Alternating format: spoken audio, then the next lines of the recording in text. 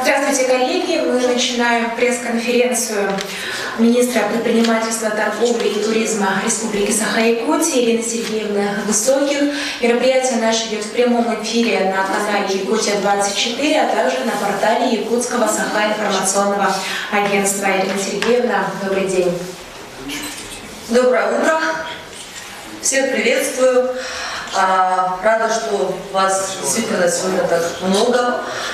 Постараемся сегодня с вами обсудить все факты, которые были выявлены на прокурорской проверке. Подобная пресс-конференция Министерства предпринимательства, да, я думаю, что и остальных министерств нашей республики проводится впервые. Но я надеюсь, что мои коллеги последуют моему примеру, потому что открытость – это, наверное, основа взаимодействия государства и общества. Наше министерство максимально плотно сотрудничает со всеми СМИ, вне зависимости от того, государственные они или независимые.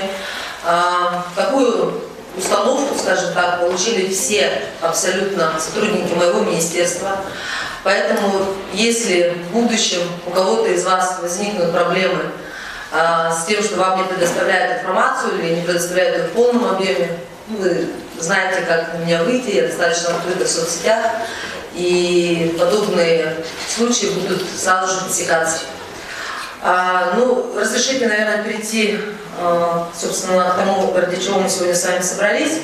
С вашего позволения, я иногда буду смотреть представление прокуратуры, чтобы не исказить факты каким-то образом.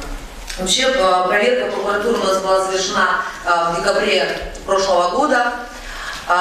Проверке прокуратуры мы максимально содействовали, всю информацию предоставляли. Наверное, поэтому, в том числе, она получилась достаточно результативной, хотя результаты печальные.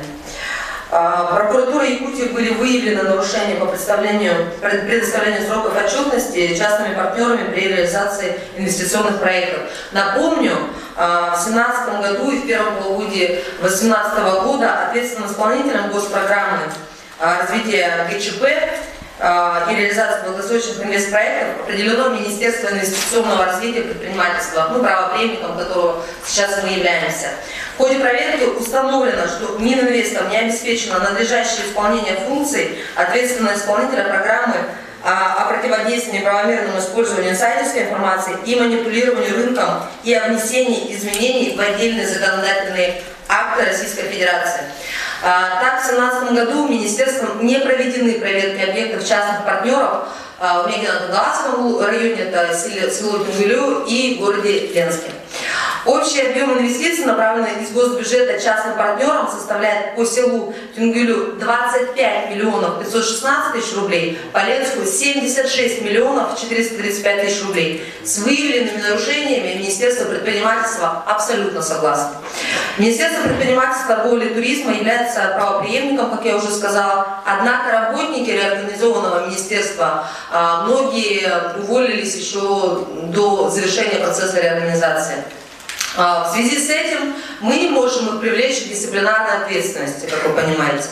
Но, тем не менее, Министерство предпринимательства начала внутренняя проверка по установлению персональной ответственности сотрудников ведомства, которые уволились из государственной гражданской службы или перевелись в другие органы исполнительной власти. Данную проверку мы планируем завершить до 15 февраля. И, я думаю, что мы тоже эту информацию вам позже предоставим. Проверкой выявлены также нарушения бюджетного законодательства при исполнении Мининвестом Республики Саха-Якутия в части госпрограммы развития предпринимательства в Республике Саха-Якутия на 2012-2019 годы. Например, были направлены субсидии администрациям муниципальных образований, не отвечающим критериям отбора. Проверкой прокуратуры установлено, что администрациями Алекминского района и Амгинского района заявка на участие в конкурсе по строительству бизнес-инкубаторов не представлен полный пакет документов. Нарушались и сроки предоставления отчетов. В частности, администрациями Ангинского и Алепинского районов ежегодные отчеты об использовании субсидий к требуемому сроку вообще не были представлены. По вышеуказанным нарушениям сообщаем, что создание бизнес-инкубаторов в Ангинском и Алепинском районах было начато в 2016 году на конкурсной основе. При этом условия конкурса 2017 года были аналогичны условиям конкурса 2016 года. Ответственными должностными лицами за проведение конкурса из инвеста от администрации Ангинского и Алепинского районов копии отдельных документов, об утверждении ПСД и сводные сметы на расчеты и так далее, не запрашивались вообще. В пакет конкурсных документов были просто включены те документы, которые они готовили к конкурсу 2016 года. То есть они не проверяли на их актуальность, они просто взяли готовый пакет 2016 года и представили его на конкурсную комиссию 2017. Министерство с выявленными нарушениями также согласно. Однако в настоящее время работники реорганизованного министерства результатом ненадлежащего исполнения служебных обязанностей, которые и явились вышеуказанным нарушением, уволены. Некоторые из них вообще покинули территорию Российской Федерации. В отношении них в министерстве также ведется внутренняя проверка, которая определит степень ответственности каждого, кто допустил халатность в работе. В настоящее время издан приказ о назначении ответственных работников министерства, в чьи обязанности входит контроль и проверка полученных отчетов от администрации муниципальных районов об использовании субсидий по программе, направленных на создание бизнес-инкубаторов. Отмечу, что в Министерстве предпринимательства, торговли и туризма впредь никто не будет закрывать глаза на такие нарушения. Мы будем сразу ставить в известность общественность. Я кратко еще остановлюсь на проверке по госпрограмме Республики Саха-Якутия развития внутреннего и въездного туризма на территории Саха-Якутия на 2012-2019 годы. Отчеты 9 муниципальных районов республики об использовании субсидий на создание туристских комплексов на территории перспективных туристско-рекреационных кластеров Республики Саха-Якутия. Я прошу прощения, можно я на секунду удалюсь, меня немного закололо сердце. Я выпью таблетку и вернусь сразу к вам. С утра сегодня у меня это началось.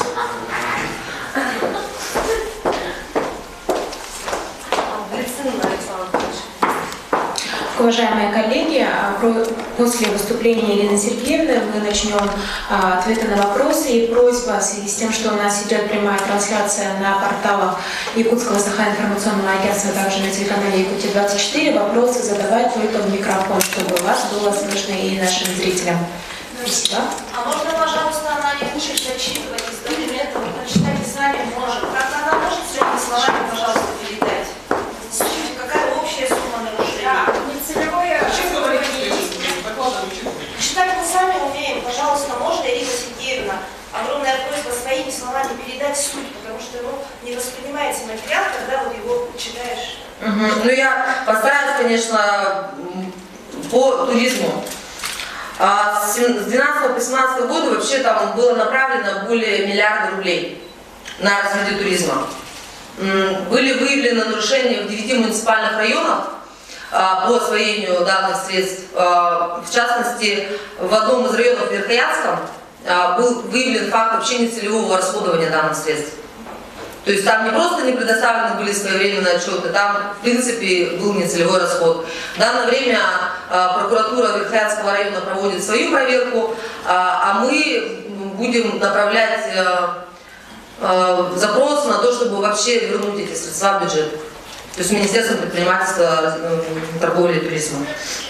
Кратко по остальным суть своими словами постараюсь изложить, чтобы более понятно было. То есть вообще очень халатно относились к контролю за расходованием средств. То есть не предоставились, например, какие-то отчеты своевременно, и ладно. То есть на это закрывались глаза.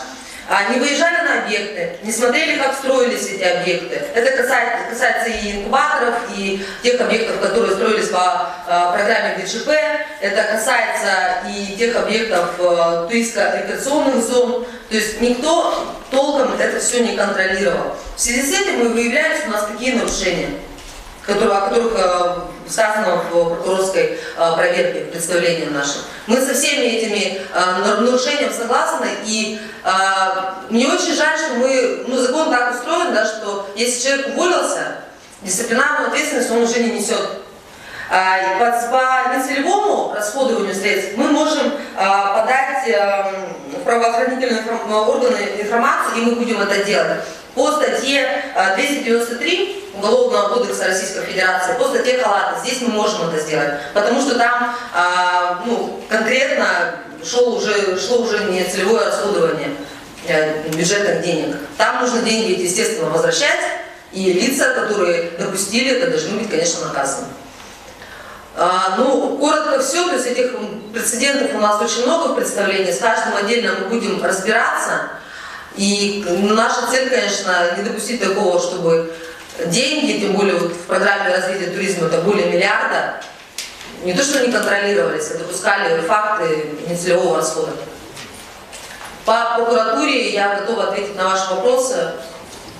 Пожалуйста, коллеги, подходите к микрофону и ждем ваши вопросы.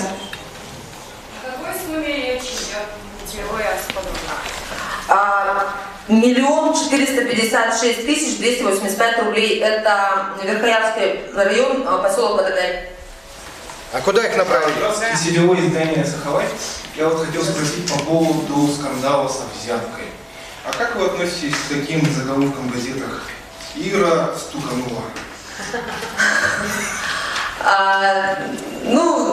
Труд журналиста тяжел, и некоторые, конечно, используют свое служебное положение не только будучи чиновником. Я отношусь к этому. Мне неприятно, я не скажу, что мне приятно читать такие заголовки, да, я бы, наверное, покривила душой, если бы я так заявила. Но если меня спросить, могла ли я поступить по-другому, или если бы это все вернуть, поступила я по-другому, нет. Точно нет. Я считаю, что люди, которые занимают такие должности, да, получают зарплату из бюджета, не должны относиться к своим компаниям как к своему личному бизнесу. Но сначала же вы главе республики. Об этом говорит моя должностная инструкция, об этом говорит антикоррупционный закон, об этом говорит кодекс этики. О какой сумме речь? О какой сумме речь я не имею. Я подписала 22 января документ о неразглашении деталей в интересах следствия. Я просто нарушу тогда опять же сама закон, если я начну об этом говорить. Я думаю, что дело дойдет до суда, и вы скоро сами все узнаете. Но нормальная сумма такая, серьезная?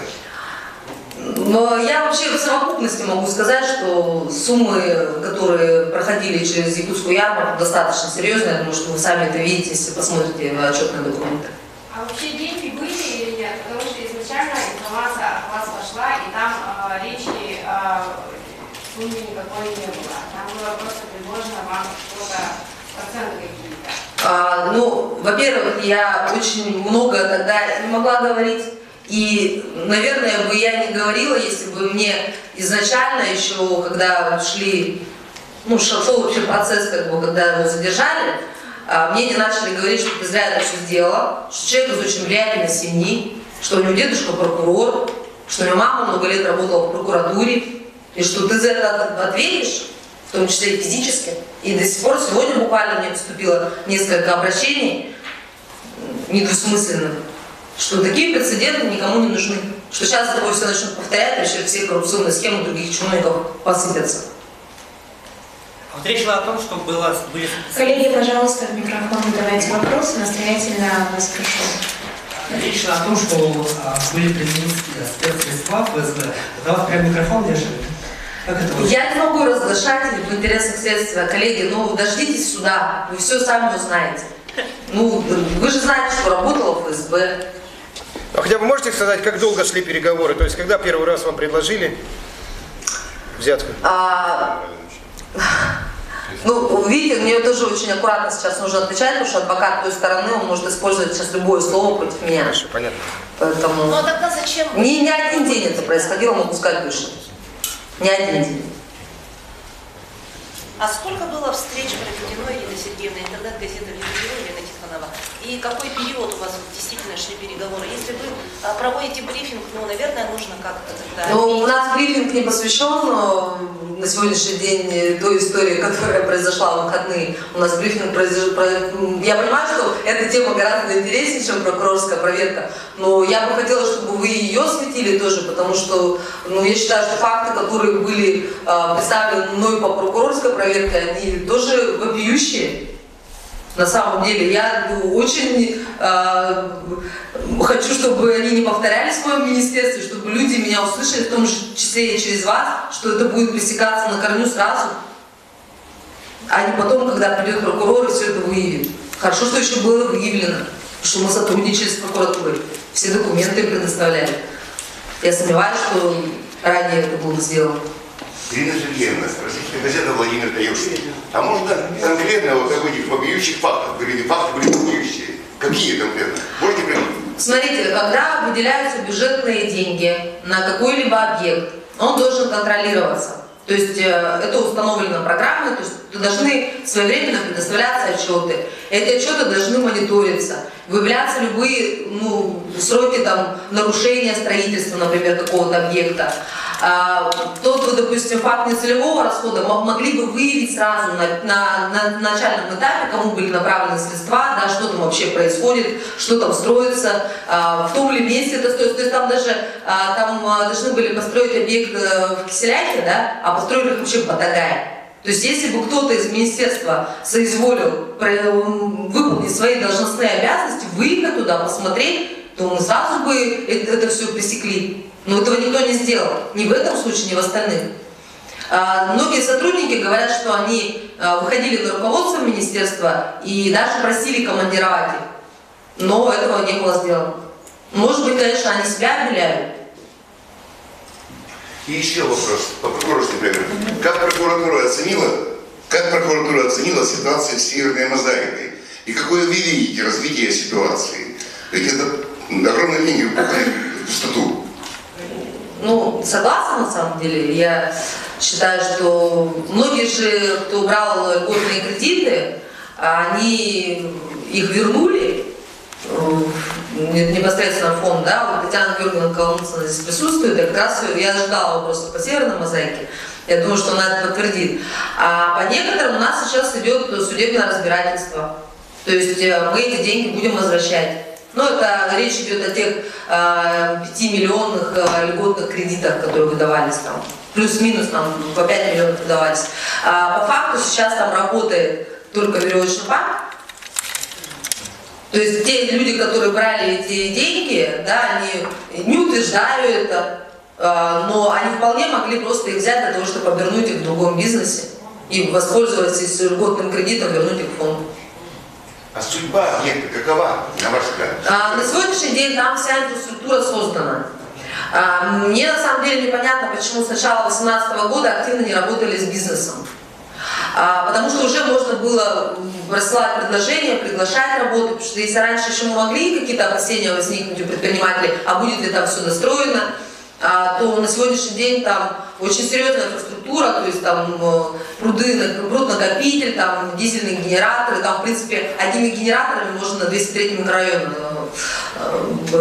такой мощности хватает, чтобы обеспечивать работу целого микрорайона. Поэтому любой бизнес там вполне реально сейчас организовать. И у нас проводится сейчас аналитическая работа по бизнес-планам, они у нас активно поступают, потому что мы начали приглашать туда бизнес. Ранее этого не было сделано. Это тоже неэффективная работа. Тимофей Ефремов, Якутия-Инфо. На ваш взгляд, Ирина Сергеевна, предшествующие министры могли за эту ситуацию наблюдать, понимать и как-то ее предотвратить? Или же они могли быть не в курсе? Я на самом деле работаю с середины октября 2018 года, я почему-то в курсе.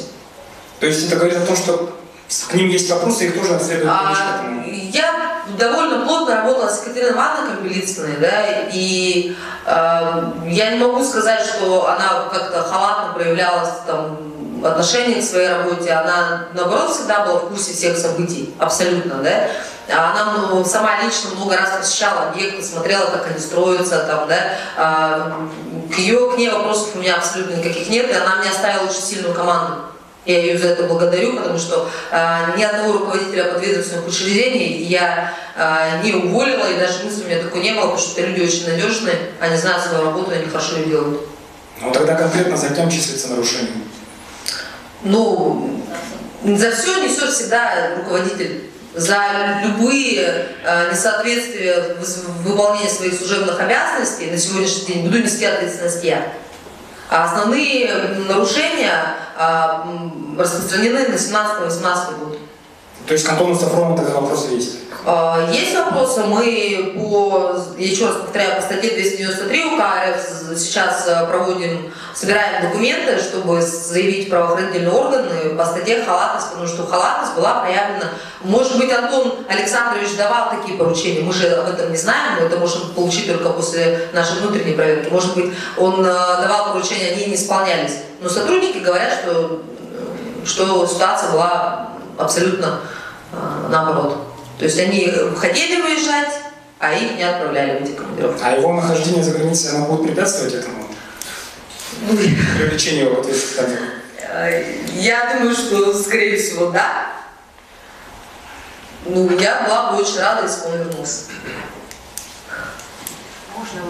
Олег Желнин, точка взаимодействия. Вы здесь говорите об неэффективности работы целого министерства. У нас, знаете, не детский сад, мне очень интересно, да, в детском садике можно говорить неэффективность работы, даже детей. Мне интересует другое, какой конкретно нанесен урон экономике, предпринимательского, ну, не знаю, части Министерства предпринимательства и туризма, по каким районам, и что это, к чему приведет вот этот урон на сегодняшний день, и какие проблемы уже сейчас вы будете решать, вынуждены будете решать из-за этой создавшейся ситуации. Спасибо за вопрос. Я уже сейчас конкретно как руководитель министерства, да и вся отрасль, например, туризма, несет большой урон. У нас в бюджете на развитие туристической сферы выделено 0 рублей. Как раз поэтому, потому что когда был выделено более миллиарда по программе развития туризма, произошло то, что произошло. У нас мозаика толком не работает, у нас в 9 муниципальных районах вообще не абсолютно, не то что недолжным образом, да, как-то кощунственно отнеслись к бюджетным деньгам, да, где-то их просто вообще направили на другие цели. Поэтому с турсообществом сейчас плотно работаем, они ситуацию понимают, они, все предприниматели мне очень помогают, содействуют. Мы вместе сейчас разрабатываем концепцию развития туризма. Мы на сегодняшний день защитили на уровне заместителя председателя правительства перечень механизмов развития туристической отрасли. Нам пообещали дать на это финансирование. И плюс ко всему мы плотно выстраиваем сейчас работу с Турстуризмом и пытаемся привлечь федеральные деньги на ФЦП, в частности по ФЦП по Эмикону. То есть сейчас мы работаем без денег абсолютно. И я не могу сказать, что это неправильно, дайте мне сейчас денег, я буду лучше, я буду работать эффективнее. Нет. Сначала мы должны доказать, наша команда обязана доказать, что мы способны работать без денег. Не то, что да, на самом деле многие вещи можно сделать просто путем тех ресурсов, которые у нас есть. Что мешало раньше подключить и сделать хорошее освещение наших турпроектов? У нас для этого есть все. Мы на Днях Дальнего Востока очень эффективно пристроились в Министерство внешних связей и сделали классную стратегическую сессию. Пригласили туда всех туроператоров, которых только смогли. Пригласили туда Ростуризм. Познакомили Ростуризм с нашими туроператорами. У нас глава Эмикона попал на очень такое весомое совещание, которое проходило у наших федеральных коллег, после чего как раз заметили эти все объекты и сказать, сами предложили, вы поучаствуйте в ФЦП, мы вас поддержим. То есть можно многое делать и без денег на самом деле. Только вы учитесь работать без денег или все министры сейчас? Ну, у нас вообще... Почему у нас школа такая в министерстве?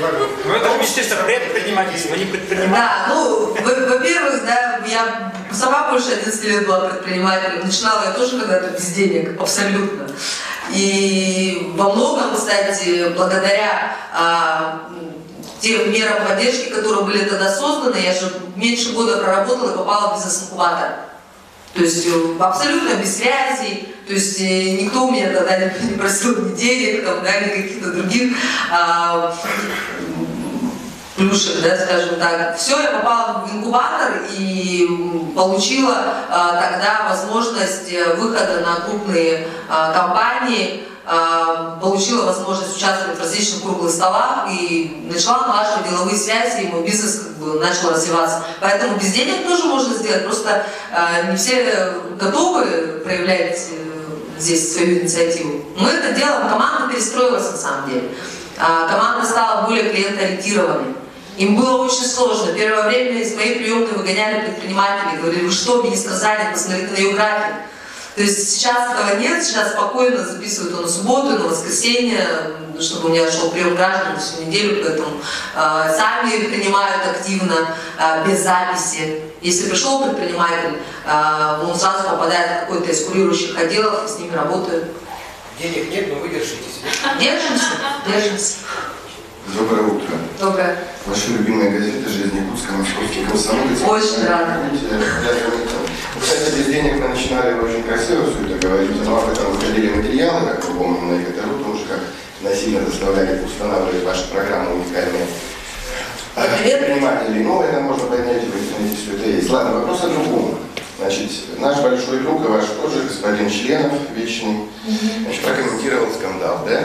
Вы, наверное, читали его комментарии? Да. Здесь есть ряд моментов, которые хотел бы, чтобы вы прокомментировали, потому что они касаются министерства. Да. Первое, значит, что сказал господин Членов сайту Сахадей, журналист Ваги Ивановой, да? Значит, во-первых, он говорит, что вообще ситуация с этой помогательством, вот этими вот предложениями, там, ну, взятки, вот, это очень странное, да? Он считает, что это как гром среди ясного неба. Мрачно и горестно он говорит все это. И вот он приводит такой пример. Не видит никакой необходимости в логике в действиях господина Федорова. Почему? Потому что он говорит, что все эти туристические объекты, дом рыбака и прочие, официально предлагалось передать им. То есть не было никакой вот подоплеки, они вам якобы предлагали все эти объекты передать ярмарке официально. Это вот слова Членова. Также, значит, он считает, что Саха, Экспомамонт и Госярмарка, они не нуждаются в каких-то поддержках, преференциях, у них очень большой оборот, денег у них хватает. Вот. И, значит, вот эти слова по поводу того, что прошу прокомментировать. И, значит, сейчас Членов тоже удивил, что господин Федоров вообще-то, значит, сейчас занимается подготовкой к выставке в Японии. Значит, они там уже работают или что-то делают, да? Насколько это все состоится, потому что, я так понимаю, если уголовное дело, то выезд за границу запрещают, еще что-то, как-то в этом вопросе что будет сейчас. Спасибо. Ну, начнем по порядку. Спасибо за вопрос, на самом деле, буду рада его прокомментировать. Да, действительно, предлагалась передача архитектуры объектов, но предлагалась она Владимиром Михайловичем Членовым.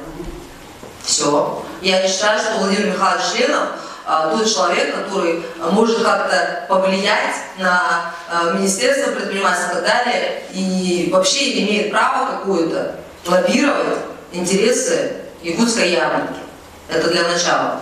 Ну, Коля уж там, он так заявляет это, да? По второму моменту, касательно того, что он там может выехать, там, да, не может выехать Федоров, да, ну, я сомневаюсь, что он куда-то поедет, потому что у него заведено уголовное дело. То есть, то, что он не был там, то, что он сейчас не находится под арестом, не говорит о том, что дело прекратили. Дело заведено, проводятся следственные мероприятия.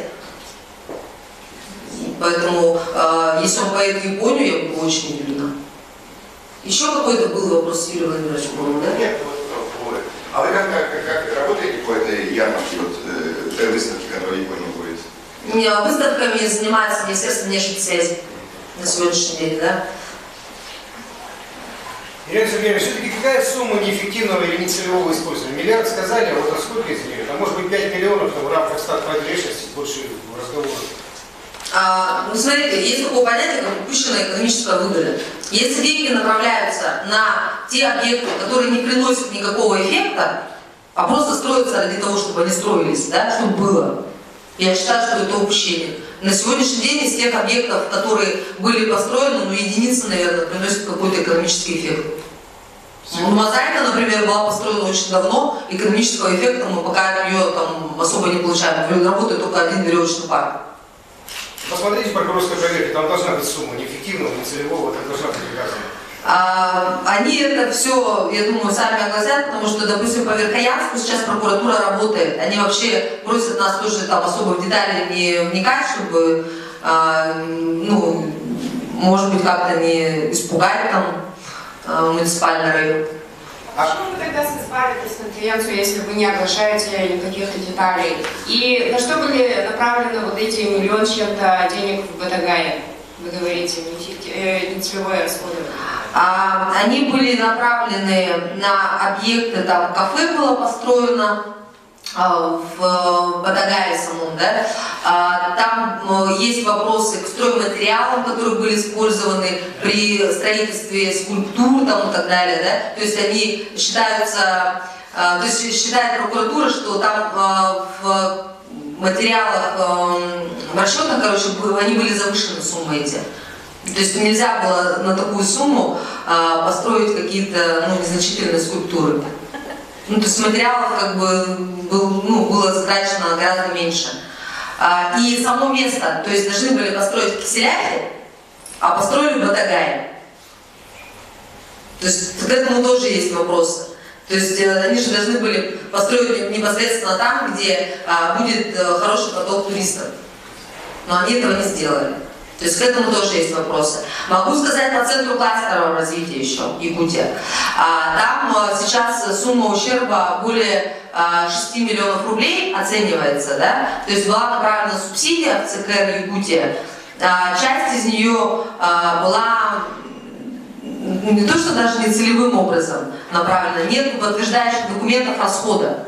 Когда даже на небольшую сумму нет подтверждающих документов расхода, изымается вся субсидия. То есть там сейчас ведется работа по возвращению 6 миллионов рублей. Ну, если мы хотим поговорить о частностях там, да?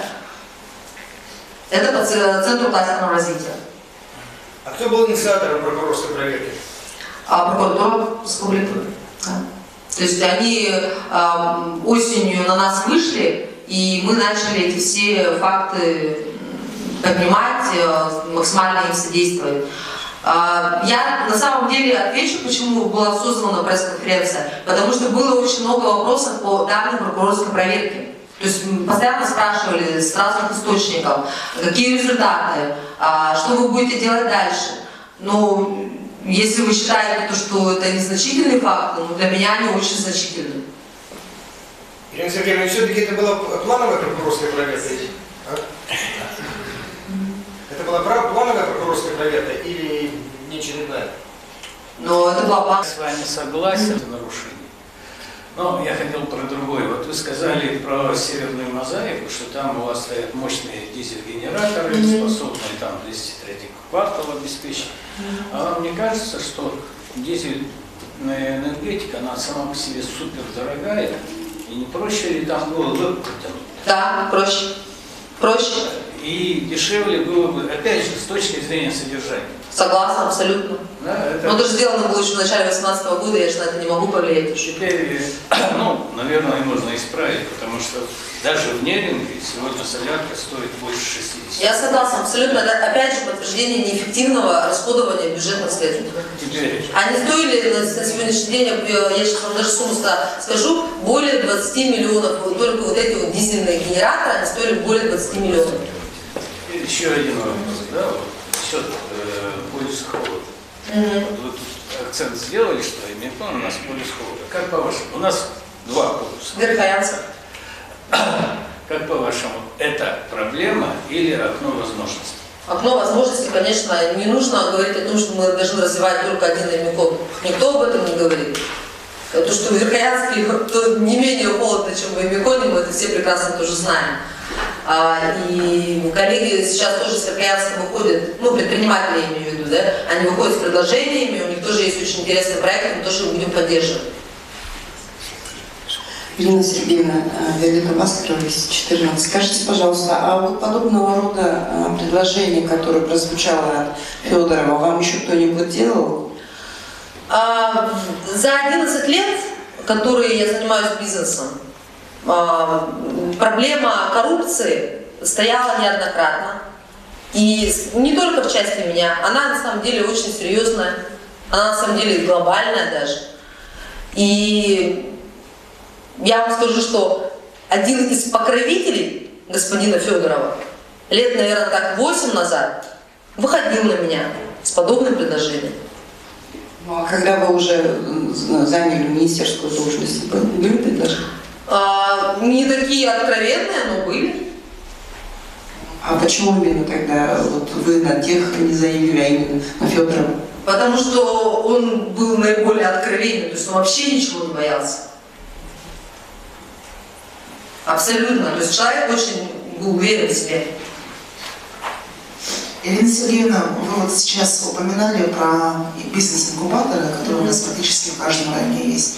А можете назвать хоть одного успешного товаропроизводителя, которого вышел из стен бизнес-инкубатора? Согласитесь, зачастую у нас просто бизнесом называют предпринимательством.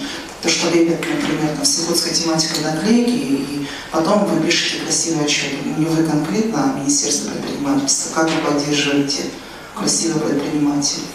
Спасибо за вопрос. На самом деле наиболее эффективным бизнес-инкубатором является бизнес-инкубатор города Якутска.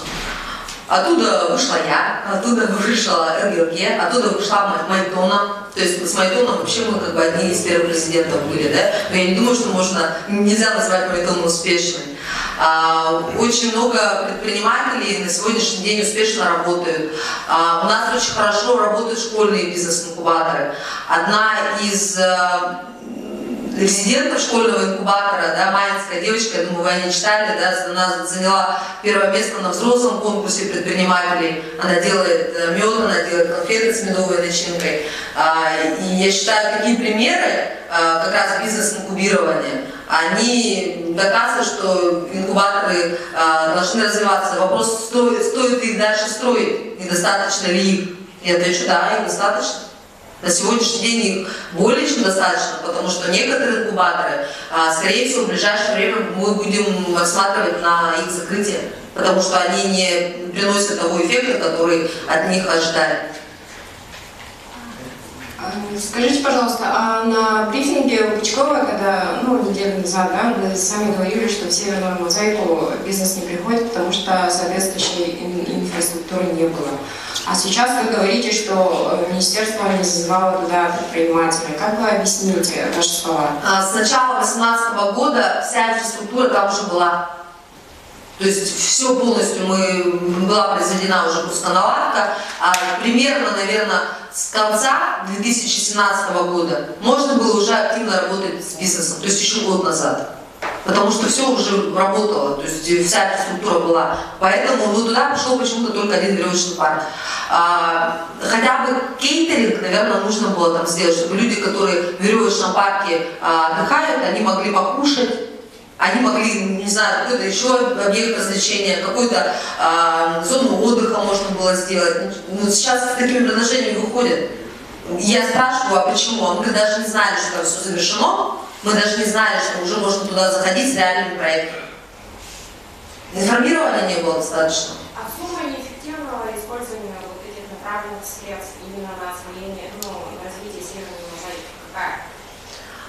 Я могу сказать, что сумма вообще на мозаику была более, наверное, 300 миллионов рублей. Такая на инфраструктуру, если посчитать там полностью, да, была направлена. Сумма огромная, и то, что мы так долго не могли ею эффективно пользоваться, то есть созданной инфраструктурой, те бюджетные средства, которые были направлены, они долгое время были неэффективными. Они до сих пор неэффективны, то есть мы освоили же и федеральные деньги, и республиканские деньги на строительство этой мозаики, а резидентов нет.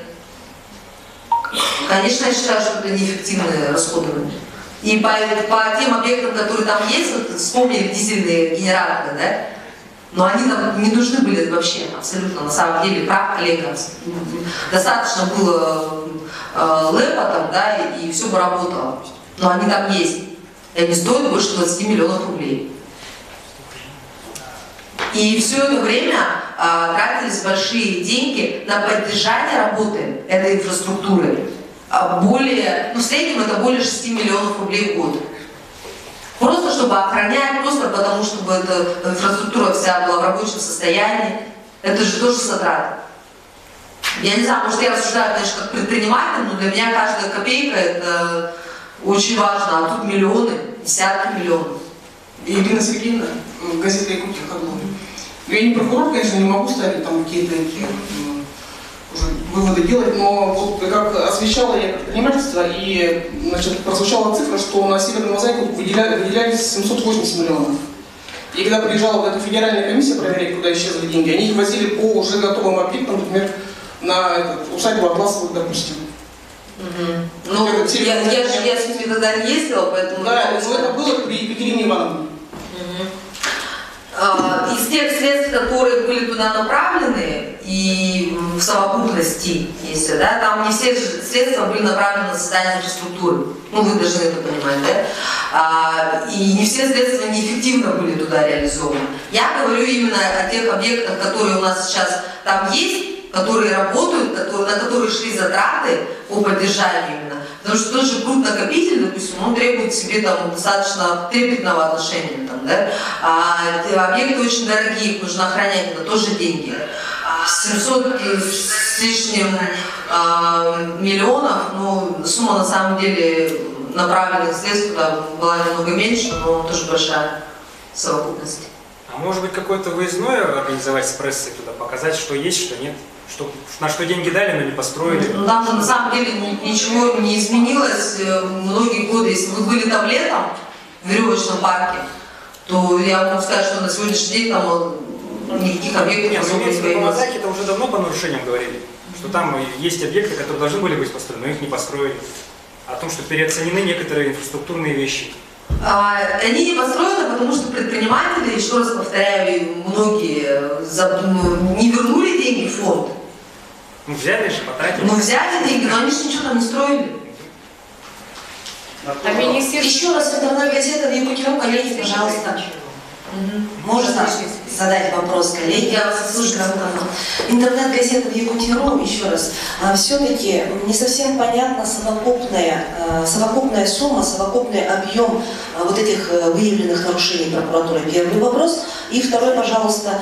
Вот вы говорите много примеров приведенных, да, по итогам проверки по районам, причем отдаленным. И у меня вот вопрос, давно хотела написать на эту тему. А вы лично, именно будучи министром, сколько районов УЛУСов объездили, с кем вы встречались в районах, проводились ли у вас встречи именно с предпринимателями и населением в труднодоступных населенных пунктах, да? И третий вопрос, в чем вы видите вклад вашего министерства, лично ваш, как одного из молодых и ярких, энергичных руководителей, в реализацию в республике стратегических указов главы Якутии и, конечно же, майских указов президента. Спасибо. Так, по порядку, если идти, да, по представлению прокуратуры, если конкретно по цифрам смотреть,